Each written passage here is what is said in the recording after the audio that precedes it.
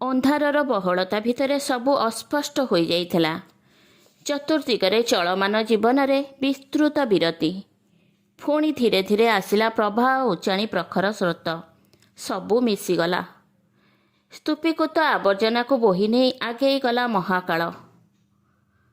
ସ୍ରୋତର ପ୍ରଖରତାରେ ଆଶ୍ଚର୍ଯ୍ୟ ହେବାର ଅନୁଭୂତି କିନ୍ତୁ ମୁଁ ପାଇଲି ନାହିଁ। ମାତ୍ର ଯନ୍ତ୍ରଣାରେ ମୋର ଶିରା ପ୍ରଶିରା ପ୍ରାଣକେନ୍ଦ୍ର ସବୁ ଛିନ୍ନ ବିଚ୍ଛିନ୍ନ ହେଲା ପରି ଅନୁଭୂତ ହେଲା। ଅଥଚ ଏହି ପ୍ରତୀକ୍ଷାମାନ ଯନ୍ତ୍ରଣାକୁ ସହ୍ୟ କରି ନେବା ପାଇଁ ମୁଁ ଦୀର୍ଘ କେତେ ଦିନ ଧରିକି ଯେ ପ୍ରସ୍ତୁତ ହେଉଛି। ପ୍ରଥମେ ମୁଁ ଭାବୁଥିଲି ଯେ ଅଜସ୍ର ଚେଷ୍ଟା କଲେ ବି ପ୍ରାଣବାୟୁ ଏତେ ଶୀଘ୍ର ଉଡ଼ିଯାଇ ପାରିବନି। କେତୋଟି ଦିନ ଅତିବାହିତ ହେଲେ ହୁଏତ ବଞ୍ଚି ରହିବାର ସ୍ୱପ୍ନ ଦେଖିବି। କିନ୍ତୁ ସନ୍ଦେହ ହେଉଥିଲା, ଯଦି ନ ପାରେ, ଯଦି ଆଉ ସମ୍ଭବ ନ ହୁଏ। ତା ହିଁ ସତ ହେଲା। ଘର ଭିତରଟାରେ କେହି ନାହିଁ।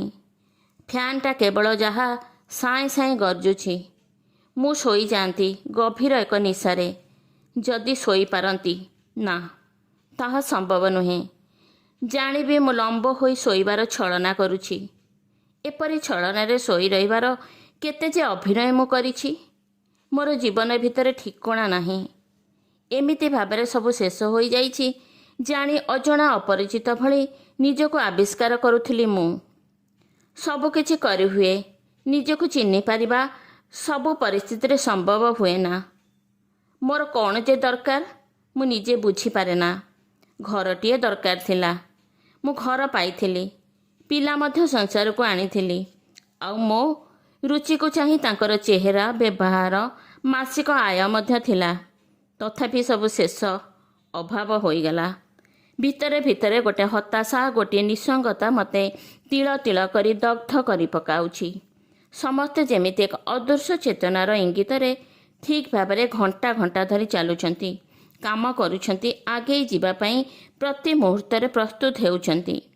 ମୁଣ୍ଡ ଭିତରଟା ଦୀର୍ଘ କେତେ ଦିନ ଧରି ଯେ ଗୋଳମାଳିଆ ହୋଇ ଆସୁଛି। ମୁଁ ଅନୁଭବ କରିପାରୁଛି ନିଜେ ମନର ଅନେକ ଦୁଃଖ ଥିଲାବେଳେ ସୁଖ ଶାନ୍ତି ଯେ କିଣାଯାଇ ପାରେ ନା। ଏକଥା ଯେପରି ମୋର ବିବେକ ସୂଚେଇ ଦେଉଥିଲା ବାରମ୍ବାର। କ'ଣ କରିପାରିବି ମୁଁ? ତେବେ ମୁଁ କ'ଣ ପାଗଳି ହୋଇଯାଇଛି? ନା ନା, ତା ହୋଇପାରେ ନା। ତେବେ ମୁଁ କ'ଣ ଅଭିମାନ କରିଛି? ଅଭିମାନ କେବଳ ଅଭିଭକ୍ତ ଭକ୍ତ ପାଖରେ କରାଯାଇପାରେ। ତାପରେ ଅଭିମାନ କରିବାର ଅବସର ଥିଲା ବା କେଉଁଠି? ଅଗତ୍ୟା ଆଉ କ'ଣ ବା ଉପାୟ ଥିଲା? ସୁଇସାଇଡ୍ ଆଶ୍ରୟ। ମାତ୍ର ସେଇ ଘରେ, ସେଇ ପରିସ୍ଥିତିରେ ଯେଉଁଠି ଆତ୍ମହତ୍ୟା କରିବା ପାଇଁ ପ୍ରଚୁର ଅବସର, ପ୍ରଚୁର ଉପାଦାନ ରହିଥିଲା, ଶୋକ କରିବା ପାଇଁ ଅଜସ୍ର ପ୍ରିୟଜନ ରହିଛନ୍ତି, ସେଇଠି ଚିରବିଦାୟ ନେବାକୁ ଏତେ ଶୀଘ୍ର କାହିଁକି? କେବଳ ଅନୁଭବ କରୁଛି ଦିନୁ ଦିନ ଧରି ଖାଲି ନିଜ ଭିତରେ ଭିତରେ ତାଙ୍କ ଅସ୍ତିତ୍ୱ, ତାଙ୍କ କଣ୍ଠସ୍ୱର, ତାଙ୍କ ପ୍ରତିବିମ୍ବ ଯେପରି ମୋତେ ଅସହାୟ ଅଚଳ କରିଦେଉଛି। କୌଣସି ସ୍ଥାନଟା ମୋର ଶେଷ ବିଦାୟ ପାଇଁ ପ୍ରୀତିକର ମନେ ହେଉନି, ନିରୋଳା ମନେ ହେଉନି। ଦିନ ପରେ ଦିନ ଗଡ଼ି ଚାଲିଛି। କାହିଁକି କୌଣସି ସ୍ଥାନ ଲୋଭନୀୟ ମନେ ହେଉନି? ସମଗ୍ର ପୃଥିବୀ ପାଖରେ ମୁଁ ଏତେ ଅସହାୟ କାହିଁକି?